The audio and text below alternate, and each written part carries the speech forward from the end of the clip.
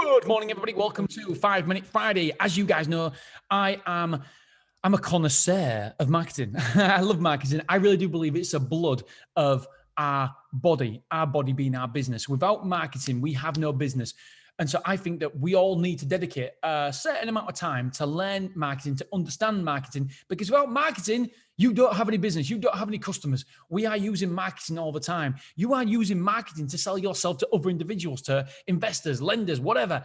You need marketing. I'm reading a book called, it's Philip Stutt's book, and it's called The Undefeated Marketing System. And it's a fantastic book.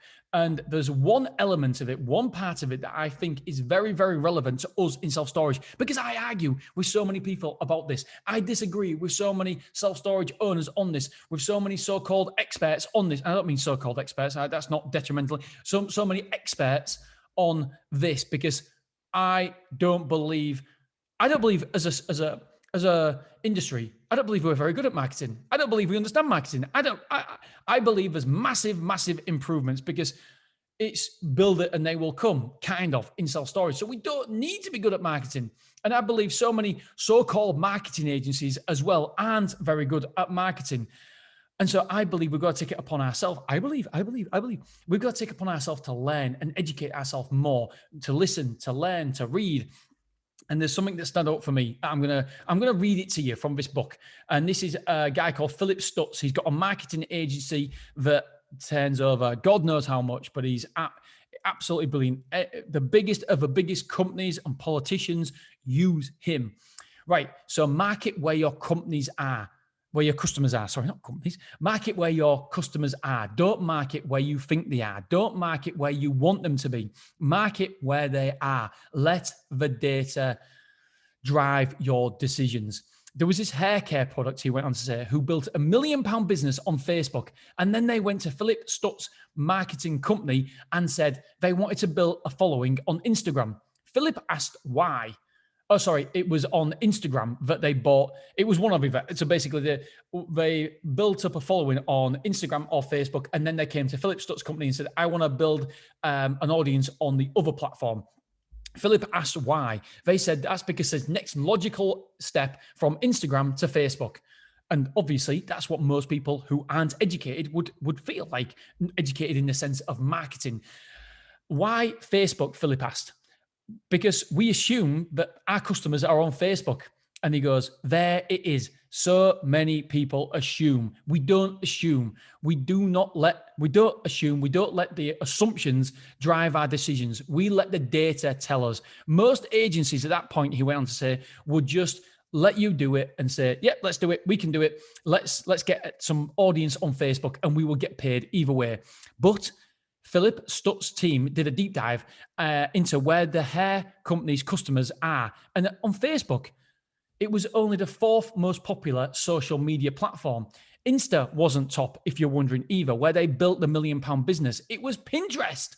So this company was going to spend hundreds and hundreds of thousands of dollars or pounds on Facebook ads in the assumption that the customers were on Facebook, when it turns out they weren't. Well, it was a little bit, but it was the fourth most popular. Pinterest was number one.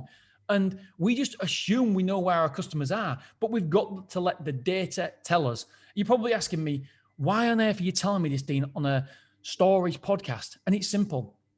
Facebook, if Facebook, etc., was key for self-storage, I would be using that. I have literally combed over the data, and Google is key. Everybody keeps on telling me that we've got to diversify where our leads come from. And I would love that to be true. Of course I would. But the bottom data, the overriding data tells us that most of our customers, most of our quotes come from Google. 71 or 72% of people, of my quotes come from Google. 49% of my move-ins come from Google. And so we have to look at where our exact customers come from. Half our customers who actually move in with us come from Google. Yet so many people want to spend money on Facebook. They want to spend money on Insta or whatever. Google is number one. I don't want it to be the case. I would love it if Facebook was number one. I would love it if Insta was number one or LinkedIn, but it's not. It's not. We have to market to the data we know. But so many people in this industry decide on marketing to Facebook. Think Facebook is key. Think Instagram is key. It's not. We've got to look at the data. Let the data drive your decisions. Just the data, just the cold, hard facts. And I've been looking at it for many, many years now. And Google has always been number one. And guess what number two is? Number two is word of mouth. Number two is word of mouth and people talking about you. So you have to spend money on that. You have to make sure that your customers are walking, talking billboards. How can you surprise and delight your customers? If you look at the data, where your customers actually come from, forget the quotes, because the quotes is good, but where do your customers actually come from? And I can't remember, but it's something like 24% of my customers have used before or heard about us from a customer. It's incredible. And so we've obviously got to market to that as well. But so many people decide that they want to diversify where their customers come from. That is absolutely fantastic. That is obviously a fantastic way to be in a normal business. You don't want to be relying on one customer stream. Of course you don't. But unfortunately, the data is the data, and Google is key. If you don't have a Google strategy, then you are letting yourself down and your company down. What is your Google strategy? How much are you spending to acquire a customer? And then you've also got to look at your lifetime value. Are you making money on that? And if you are, then there should be no limits. You shouldn't limit the amount you spend on Google. As long as you know that a lifetime value of a customer is more than you are paying Google for that customer, then there should be no limits. Why is there a limit? There shouldn't be a limit unless you're 90, 95% full. Then you can limit it. Until then don't limit how much you spend on that. For me, something like 80% of your marketing budget, or maybe 70%, should be on Google. The rest of it should be on surprising and delighting your customers. And yes, I love retargeting as part of your Google strategy, because obviously they're going from your website, from Google, and then we can retarget them on Facebook. I love that strategy. I think that strategy works. But it's in line, it's working with Google. It's not a standalone strategy just on Facebook, because a cold audience. My competition in Beverly is spending an absolute fortune on Facebook advertisements, and I'm just, oh man, you've got no idea. I love it, because if they're spending, I shouldn't really say that just in case they're listening, but if you're spending money to cold audiences, why aren't you spending money to hot audiences? I just can't believe it. They've got a strategy of, yes, we're going to go over Facebook and we're going to make sure everybody in Beverly knows about us and heard about us. It's more of a branding exercise. They're not trying to get, well, they probably are trying to get quotes, but unfortunately, it's a cold audience that they are marketing to. They are not marketing to a warm audience. The warm audience is intent-based marketing. Intent-based marketing is when you've got an intent for something like wholesale storage or Beverly self-storage.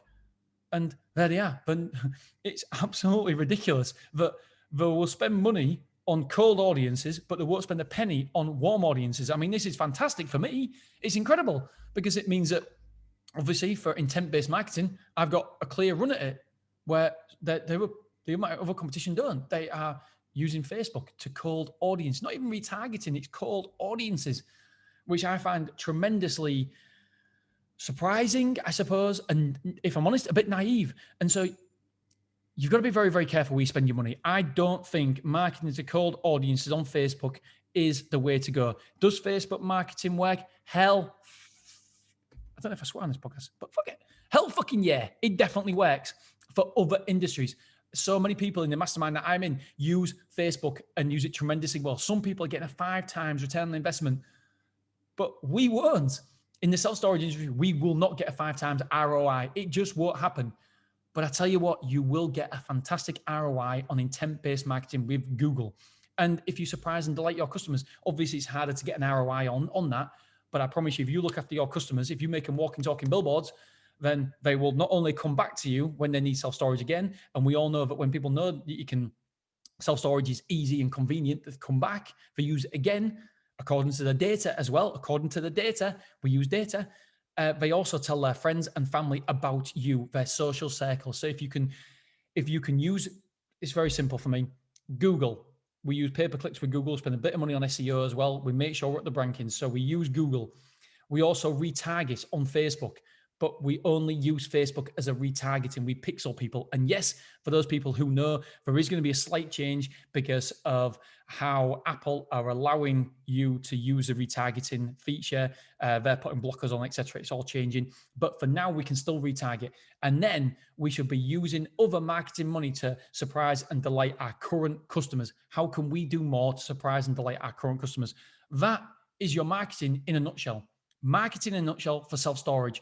And we market to what is happening, the data. We don't market to what we want to happen. Unfortunately, yes, most of our customers come through Google, or nearly most of our customers come from Google. The rest, do you know what? It's negligible. With Facebook cold audience, it's not worth it. And organic posts as well. Don't get me started on organic posts. We only do it to show the people who come to our website, they might click on the Facebook page to see if we are still in business. That's what I do. Organic reach, you can forget it. There is no organic reach anymore on Facebook, or so to speak. So it's just not worth it. Yes, I want to diversify my income, where it comes from, where our customers come from, but it's just not true. We've got to market to now. We've got to market to where our customers are coming from. And if it changes, if the data changes, then hell yeah, I will certainly be going elsewhere. We also have a little bit of test budget as well. So we test Bing advertisements as well. We ultimately try to test because we want to know if there is somewhere else. I don't just want to rest on my laurels and think, oh yeah, it's only coming from Google and retargeting pixels, etc. I want to make sure that if there is another option to marketing, if there is another way we can get our customers, then yeah, I will use it. But at the minute, all the tests that we do are proving that it's Google is key, and our current customers, got to make sure our current customers we surprise and delight. I wish I had the figures in front of me about current customers recommending a friend and etc. Things like that.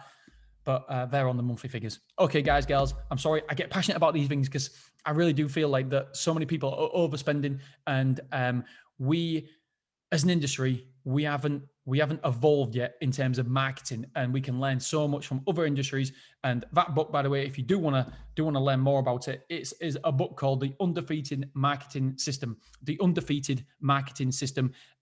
He comes very, very, very well respected in the marketing industry. Every single person seems to be talking about him and his book, and all the circles that I seem to listen to, all the people that I listen to and take advice from, but all look up to this guy. So check that book out. It's a really, really good book for marketing, for me, for you. And I think that, yeah, it can be a massive benefit. All right, guys, girls, thank you so much for listening. I'm sorry if I ranted on, but yeah, I'm a big believer in marketing to what we see, the data, rather than what we want to see. And so many people in the industry are saying diversify, and I want it to be true, but it's simply not true. All right, my friends, see you soon. Bye. Have a great weekend. Bye-bye.